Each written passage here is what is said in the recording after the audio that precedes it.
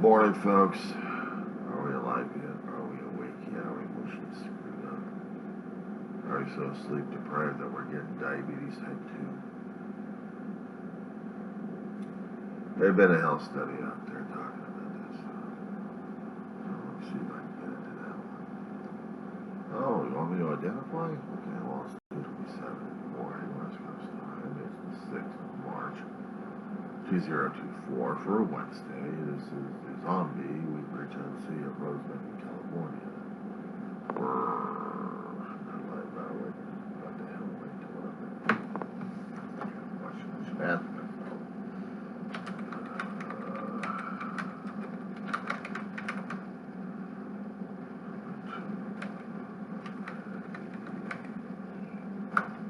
Somebody did a sleep study out there. I got the tail end of the news report on this one.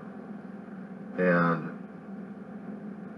I needed to find out what the hell they were talking about because I've been having sleep issues over the past God knows how many decades here. But somebody actually did. So they're passing out this story out here for a long while. Let me see.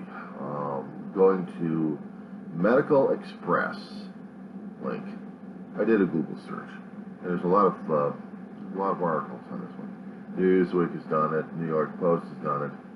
And I'm trying to get my main laptop to work on this one so I can pull this information up. But as far as I'm concerned, no, I have to talk about the personal stuff a little later in this one. Because there's certain items I wanted to talk about and not just someone's political viewpoints regarding about who or what type of biological unit needs to run an office. So the sleep study is, okay, it's under Medical Express, under the news, and it's indicating too little sleep raises risks of type 2 diabetes. Suggest study. Sound familiar?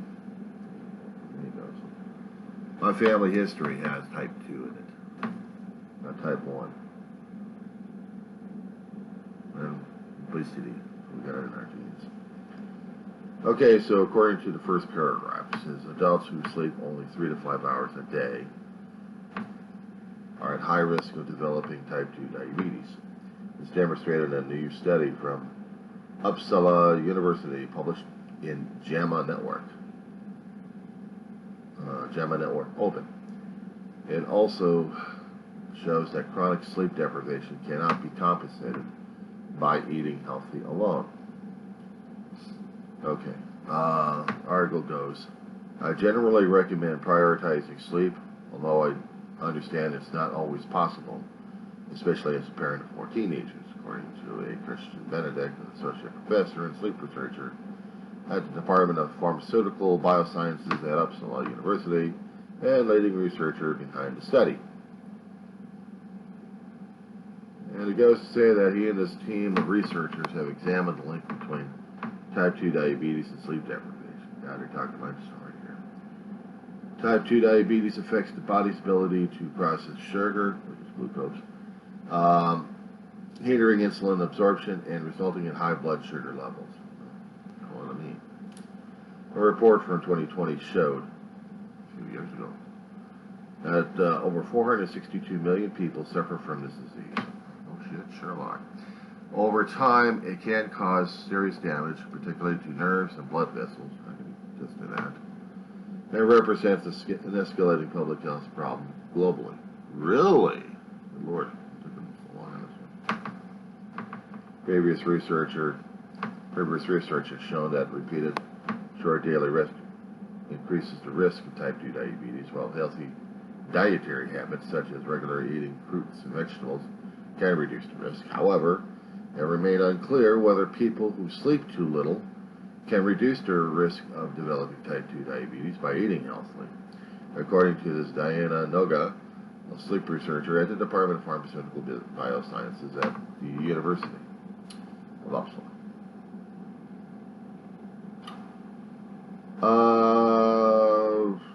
One second. I need to find out something about this particular Upsilon. I've never heard about it. Of course, there's other schools out there I haven't heard about, but I've never heard about Upsilon.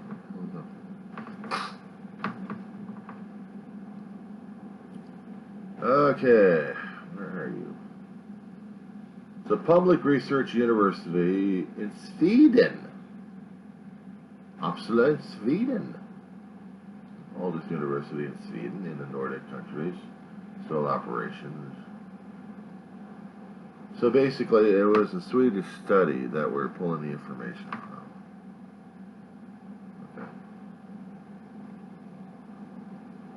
Okay, sometimes I'm surprised that we don't, in America, haven't picked up on this one, even for a lot of sleep researchers we do out here. But this is disturbing. They're basing it up for their own population, but they're also doing it on the world population. That's why I don't care. So basically, you get short sleep. You're screwing yourself because the body starts screwing your own biological processes. You get your insulin and sugar processing all screwed up because the body is not regulated. The thing is, 68 hours is what the doctors kept telling us for years, for decades. As we're growing up, and they did more and more research on health. If we maintain between 68 hours, we should be fine. There's some jobs out there we don't have, or certain things out there that we can't do in 68, and therefore we happen to get diabetes type 2. The article, it almost finishes out saying, the researchers therefore use data from one of the largest population databases in the world, the UK Biobank, in which 500,000 participants from the UK have been genetically mapped and responded to questions on health and lifestyle. They followed the participants for over 10 years and found that the sleep duration between 3 to 5 hours was linked to higher risk of developing type 2 diabetes. In contrast, healthy eating habits led to a lower risk of developing disease, but even people who ate healthily but slept less developed the damn diabetes. To paraphrase that one. Our results are the first to question whether a healthy diet can compensate for a lack of sleep in terms of the risk of type 2 diabetes. They should not cause concern, but instead be seen as a reminder that sleep plays an important role in health. Oh, give me a fucking break. Now we're saying at this point, anything and everything that you do to take care of yourself will still screw you over. Even if you have to lead an active lifestyle, maybe have about 4 to 6 hours of sleep sometimes because of an active lifestyle, you're more likely to get the damn thing. So here comes the scoff at this point over here. But they published this on a journal. You're going to be asking me what the hell JAMA is. We have these prestigious medical periodicals that have a lot of doctors do the peer review and publish their findings in here. And if they can be verified, fine. But if it's independent, some of these guys are independent that they're putting this stuff out. And either you take it with a grain of salt, or else you just say, well, that's fine and dandy, but now what do we do? Panic. That's how it is. I listen to this stuff. I panic. For a couple of seconds, and I'm starting to ask myself, what the hell is this all this damn shit about? An open access medical research and commentary. Which means if it's not peer reviewed, if it's not reviewed and not verified by other lab results, it's just somebody throwing stuff out there to let you learn about this damn stuff. So this is something that's going to be throwing us off. JAMA Network is basically what the hell is this? The Journal of American Medical Association. That's what it is. A monthly open access medical journal published by the American Medical Association, covering all aspects of the biomedical sciences. It was established back in 2018. And everybody else can dump their crap in there and say, oh, this is verified because now we got the stuff over here. Isn't this wonderful? I'm like, not really. It's like peer review going to a smaller college and saying, well, I did all the research for you. All you got to do is copy and paste this damn shit and scare the crap out of people.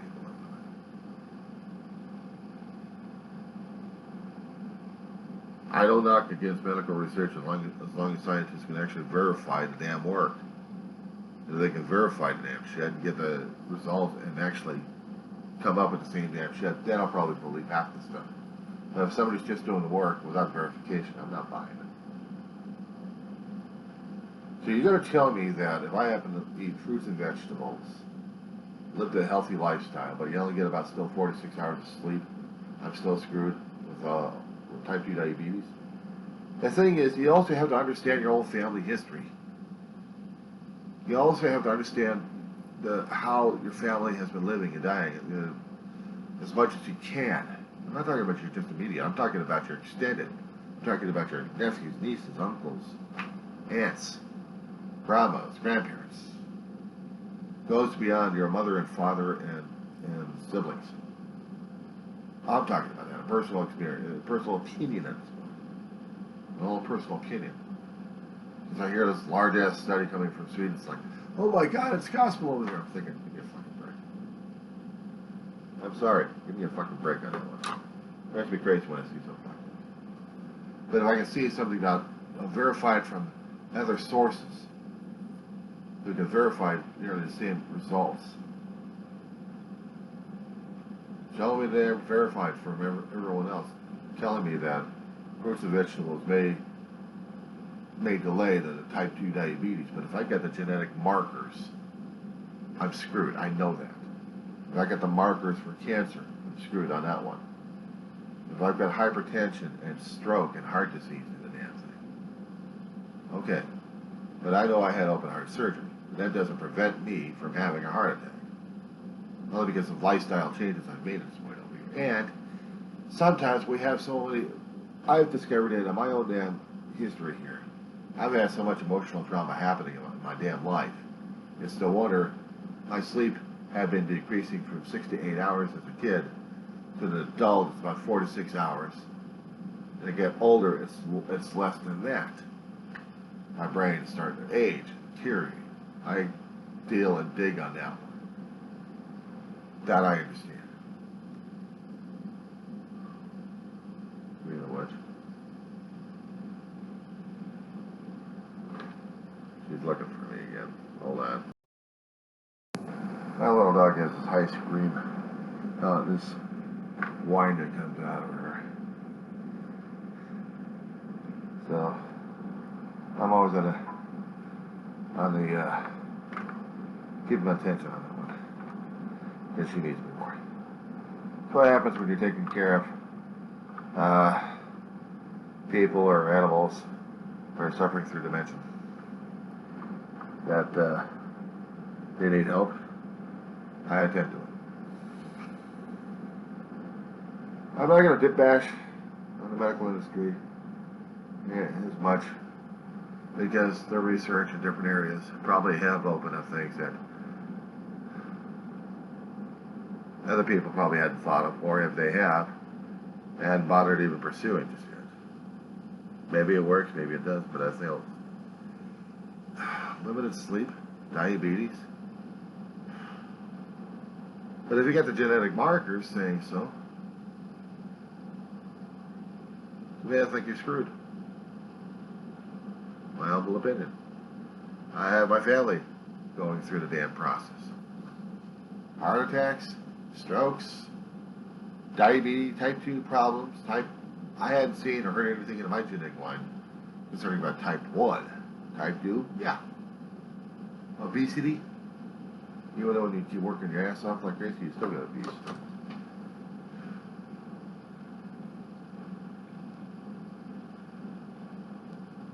So throw that one out. So lack of sleep, you're going to die of diabetes too. That's the gist of the damn report. Which leads me to something totally far, far away from this damn report. Which beats better than hearing about politics and somebody else's major malfunction about who and what should be President of the United States. We've already had issues already concerning about people going after other people because of sexual gender, and not to mention, well, I don't like it because of because of this and because of that. I didn't want to say it on mine, but I'm gonna say it online anyway. You're not like this, and you're not like that. You shouldn't be this way. You should be doing this and that and that. You should be. I'm like, really, NBC? You guys really went off on this damn shit? Please. It's bad enough hearing about somebody else out there with the opinions of one particular pastor who's following conservatism, broadcasting it left or right, and this guy goes, "Who said this relates to this other guy over here?" Yeah. You see, I got the program algorithms already locked in on some of the stuff I'm seeing half the time. Sometimes I'll see the argument, see whether or not it's worthy or not to watch. And other times I'm thinking to myself, you gotta be flipping kidding me. Why am I watching this crap again? God, you're talking about sticking myself back in the box again. So, I have a story besides that particular graph, since we already got through the primary. Now we gotta wait several months before we get to the general election. Can I take this damn sticker off? I voted. Thank you. I want it. Now we'll talk about what happened in the Bay Area. There was a story I came across on YouTube on this. Kind of pissed me off because we run into the same situation out here in Southland. That when you have long-term tenants in a facility, those lived in their place nearly all their lives, or practically all their lives, probably born in it, lived in it, hoping to die in it because it's the only thing they know. So imagine real estate developers looking at this one particular place, not making a profit enough on this one. And because of certain rent control situations happening. You got long-term renters in there who've made it a home. But now, it's a financial drain on the new leasing. Or actually on the new owner of the property. And the property saying, I want to get rid of these people because I want to charge higher rents. It's not making me a profit margin, and I got my stockholders to deal with here. I mean, yeah, they lived in here all their life, but they can live somewhere else, can't they? Well, NBC4, or NBC station out in the Bay Area, they did a story concerning about a long-term residence out there. Imagine spending 30 years in a residence, in a rental property. I have. Not 30 years, but I've heard. And this one lady's lived most of her life. She's about 94 years old. She's lived in this property for most of her life. She's made it her home. And she's hoping to die in this place. She was there as a kid. Granted, if you happen to move into a place and you're there for several years, to a decade or two, it's home. You made it a home. I know what it's like to make a place, not a rental unit like I'm living in right now, but an actual house for about 10 to 12 years and consider the place home. And then have to move out because the landlord who gave us first option, we couldn't pay what he wanted. We couldn't provide the financial capital. We would love the home, broken down as it is, but still would have been ours. And the landlord was pretty generous, but unfortunately, he was dealing with financial situations that he was going to sell the home to somebody else, and we couldn't afford it. We couldn't afford to buy the damn place, let alone rent the place. And we had no other place to go. We moved out here to the Antelope Valley for reasons. For other things happening, I just got strapped out here for a while now. Stuck on it. Can't go back to San Fernando Valley where I came from because that particular place is already gone. What I mean by that is I can't live in that place anymore. I can't live in the valley. There's no cheap places. Even if I could, waits are too damn long. So the waits out here in the Antelope Valley, I'm stuck out here. So imagine if I lived out here up until about the age of, 94, roughly. And I made this apartment complex more my home. more so than what it is right now, and had the mentality of being comfortable in this place. For whatever happens, whatever reasons, I made it my home. I made my bed here. So I'm living here. I'm sleeping here. I'm eating here. Watching TV here. Not just a room, but the entire unit. Not sharing with anybody else except me and the dog. So imagine if I lived here about 10 years. Almost. It's become comfortable to a point where I barely remember what the hell happened beyond these walls. Except watching television shows. Or walking out sometimes and talking to neighbors. And sometimes I see them changing left and right. Here comes another moving truck, here comes another moving van. This one goes out, this one goes out, this one goes out. But the longer term ones stay. Because this is all we know. This is all we can afford. And this is it for us. What scares the hell out of me is we have another company coming in maybe one day. Another buyout happens, another transfer of property. This place has been transferred at least a couple of times already. Since I've been here. I've known a family that's been here a little bit longer than I have. Since its conception. After they opened up the place, they moved in, and they've been here ever since. So they've been here years longer than I have. They came from another location, and they came here, lived here, and still here. This is home for them, home for me.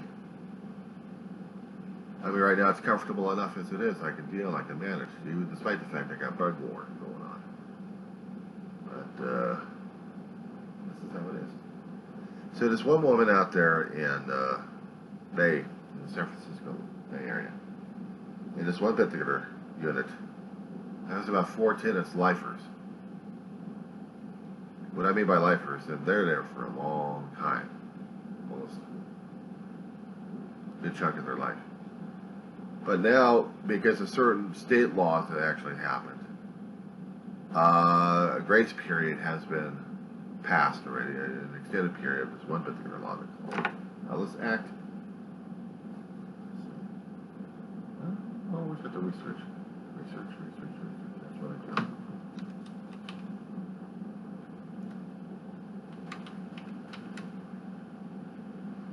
Okay. For San Francisco. Let me see.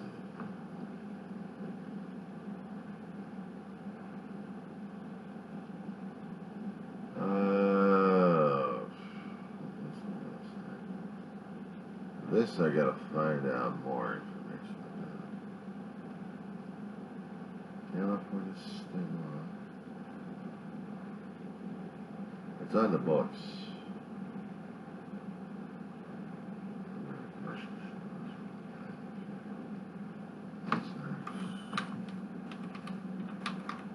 It used to be a faster type. Alright. I need to get into the legal rigmarole.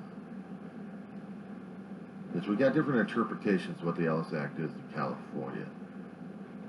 I'm trying to get this damn thing here.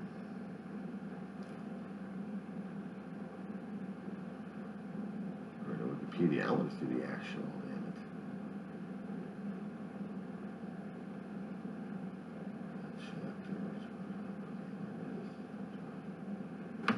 Okay, California State legislative information. This is the legalinfo.legislature.california.gov. What they're talking about, the Ellis Act, I think it's regarding a governmental code, Title 1, General 7. Okay, Chapter 12.75, Residential Real Property. I want to see about the other thing. Alright, jeez. I'm looking at.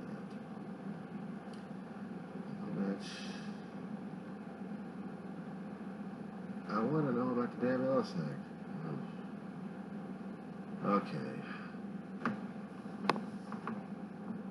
Well, you guys ever been affected before? You understand that when you get notifications through the court system saying that the owner of the property wants you out of it. Or, yeah, the new property owner or the old property owner wants you out, period. And he gave you certain time limits that the state of California would allow. Sometimes there are acts out there that would give the renter a little bit more time to find another place. They get another place and have the financial situation set up over there. But sometimes you can't do it because of strong sentimental values, or just you can't do it for one reason or another. I got so many things. I'm trying to get on one particular site for it, and I've got all this floating stuff, all this marketing crap that drives me nuts. I'm trying to find the Ellis Act that I can actually take a look at. So it looks like I'm going to have to do the Wikipedia on this shit. Okay, Wikipedia would say the Ellis Act, which is California Government Code Chapter 12.75, is a 1985 California state law that allows landlords to evict residential residents to go out of the rental business in spite of desires by local governments to compel them to continue providing rental housing. So basically, if it's not financially feasible for them to keep the long-term tenants, they want to raise money because they're stockholders or whoever else is going on. They say, well, you got to leave because you're not profitable for me. There's this one lady, that's what I was trying to explain. She is bedridden, mostly. And lives in her bedroom. She's got somebody else to attend to her. One of the other residents lives in there a long period. They did a video on this one. An NBC video about this one. This hits me. This one really hits me. Because to me, this one matters a damn. She and a few others are fighting an eviction. They got a church trying to help them out with it. There's a legal center out there trying to help them out through it. But unfortunately, they have to fight them in the court system, or else they're going to have to leave. And it's one lady who's been living here for most of her life in her apartment, bed or her home. She can't leave her bed. It reminds me about my brother and I taking care of Mama. Okay. We didn't have the Ellis Act, but we should have had the Ellis Act. The situation with us was, we got evicted because we were told, the only handicapped available apartment in 150 unit. They should have been allowing at least 2 or 3, maybe 5 handicaps. One per 10, something like that, or 1 per 20. I forgot what the ratio was. But we should have had a few other handicapped places in there available. Well, if they're all taken, how come they went off to a lady who was in a bed? Strange as it is, these people can evict people who are in a hospital bed because of profit. Our situation, I don't know what made them pissy about it. We had a pest control guy coming in because we actually had problems with roaches starting out. So they had to get on top of it. The problem is they're going to be doing a complete fumigation of the whole unit. My mother was living with an oxygen concentrator for the last 4 or 5 years of her life. At home, it's 24/7 air. My brother was a smoker. He smoked outside all the time. Never brought the smoke in because Ma would be affected by it. Ma would be living with oxygen tanks. If she went outside, if she was going on a trip somewhere, she had to have an oxygen tank with her all the time. So we had at least 2 or 3 portable bottles in our vehicles every time we went. Either a station wagon or we had a van for it. Mostly a van for her. But when the pest control guy came over, we were living in an apartment in San Lancaster. We had to refuse. Tell him, look, we can't take her out for the fumigation. We'll talk with management about this. Corporate heard about it and said, okay, that's it, get rid of them. We were going to talk to management about this one to see if they can understand what the hell was going on. They didn't care. They were hearing it from corporate. They were sorry. They're apologetic. I thought it was all bullshit. I still think so. So, they started the eviction process. We got served. Like weeks later after that, they're trying to get rid of us. Ma dies. Should make it easy for everybody, didn't it? But no, we had legal representation during that time. We tried to bring all the records we could. We got to the point where we actually had a settlement hearing. We're gonna get rid of this. We're gonna find another place to live. We stretched that out legally as far as we could in this place.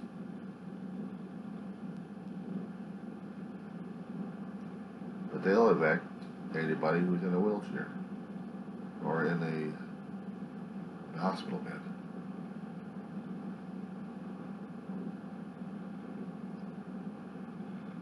So I have to be wary. Keep them on good friendly terms, but understand sometimes the managers, the low levels may understand what's going on. But it's the owners I worry more about. And that usually drives me crazy more and more. So with that one done,